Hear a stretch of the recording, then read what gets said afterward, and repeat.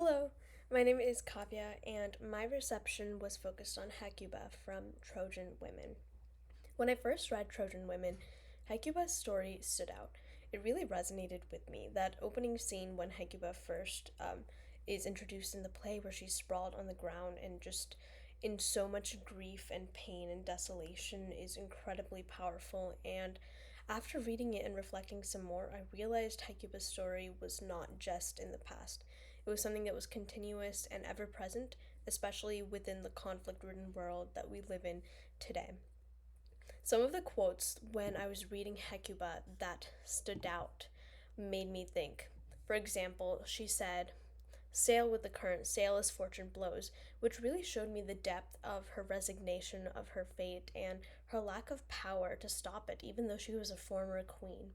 In addition, some other quotes that resonated with me included, "How can I ever stop crying? I have everything to weep for," after learning that her entire family, for the most part, is either going to slavery, is being killed, and she's already lost so much family, including her sons, her daughter, which she finds out in the play, and her husband. This whole play is incredibly tragic. There are other quotes that display this and also showed me the timelessness of Hecuba's struggle. For example, "I am a slave now, just a poor old woman, taken from my home. And I will lead the cries of lamentation. I'm like a corpse." And this one really stood out to me. "When I was once a queen and had the glory of the throne of Troy." This showed me that a lot of these women in these conflicts, as well, that I mentioned in my reception, were previously very happy or had successful lives and a family, but as a result of the conflict, they're all being displaced, and a lot of times they may not see their family again. Throughout the play, I took note of some different themes that Hecuba had introduced and other Trojan women had introduced. For example, some of her feelings include pain after finding out the fate of her family, being desperate for some possibility of survival, especially her grandson, who she hopes will reignite Troy again in the future, but he ends up not being spared a good fate.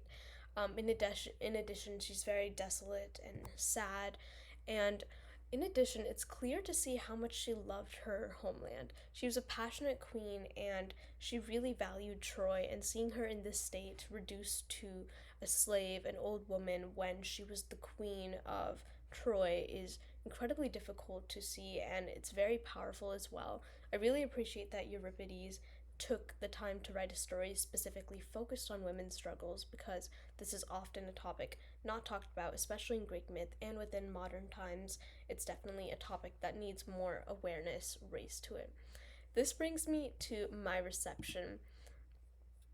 So I focused on two main conflicts within Africa in order to highlight the similarities between what was happening in Troy, what Hecuba experienced, and what's happening now.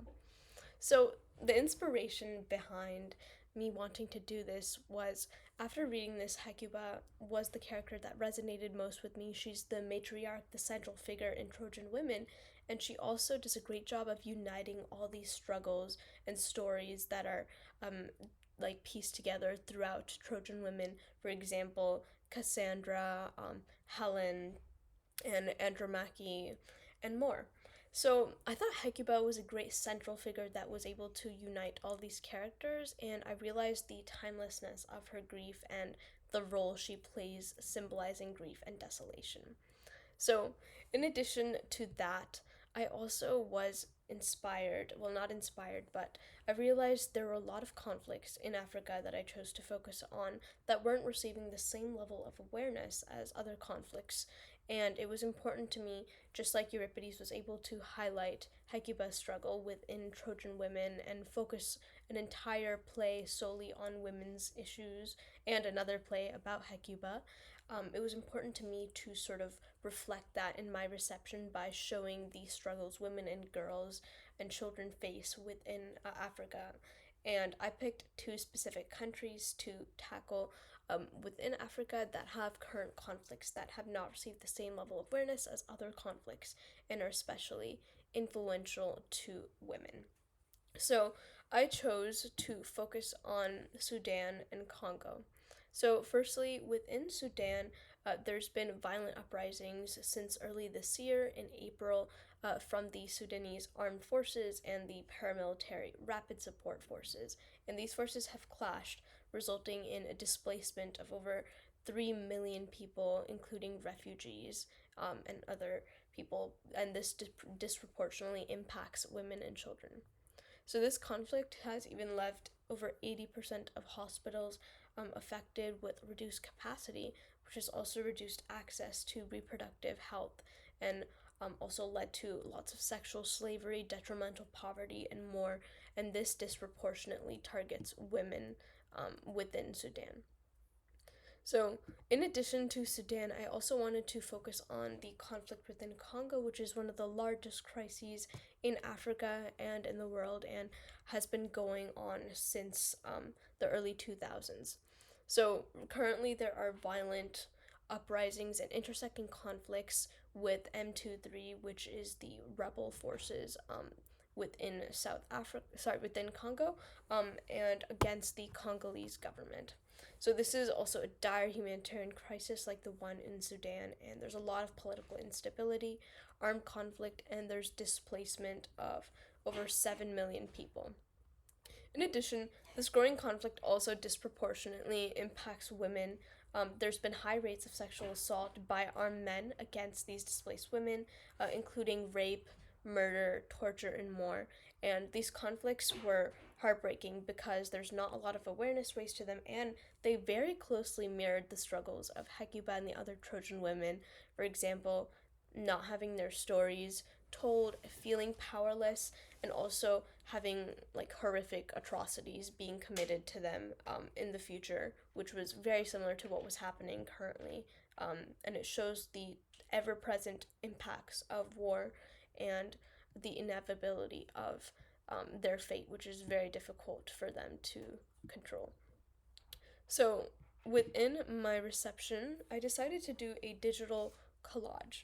The reason I did this was because I do a lot of digital art within Procreate, and I think it was the best way to express, the best medium to express what I was going through, what I wanted to display, because I wanted to display an interwoven mix of past and present, and I thought a visual representation would be the best way for audiences to see the ways that the present and past sort of enmesh within themselves and the way they impact and influence each other. So, within my reception, I chose to focus again on Congo and Sudan. So, the left side of my reception is on Sudan. You can see newspaper clippings specifically focused on the impact of the crisis on Sudanese women and children. And then on the right side, I chose to focus on Congo. So you can also see similarly the impacts of the conflict on women and children within Congo. So in the center, we have Hecuba, who is the central figure, the matriarch. She represents the collective grief of all the women and children within Sudan, Congo, conflicts throughout history, and within Trojan women. She also represents desolation, resignation, and just feeling like you have no power. In addition, the sword and the spear symbolize the harsh boundaries that war leads to in the ways they displace people. The barbed wire symbolizes, again, war and the harsh reality of it. The black ribbon is a symbol of grief. The gold crown symbolizes Hecuba's former glory as well as the former success and happiness of all the women this story represents. And finally, the ship represents one of Hecuba's famous quotes within the play. That's her like following the current, meaning she's resigned to her fate, which is the way a lot of these women feel powerless to stop it. In addition, I intersperse quotes from Hecuba. For example, I have been filled by suffering, past, present, and to come, because I thought they were relevant to both Hecuba's story and the current conflicts in Sudan and Congo. They displayed the immense grief, desolation, and desperation that these women feel. Overall, I wanted this piece to clearly highlight the role Hecuba plays in a figure that's not only relevant in the past but also today, and the ways that we can raise awareness to women's suffering, especially as a result of war.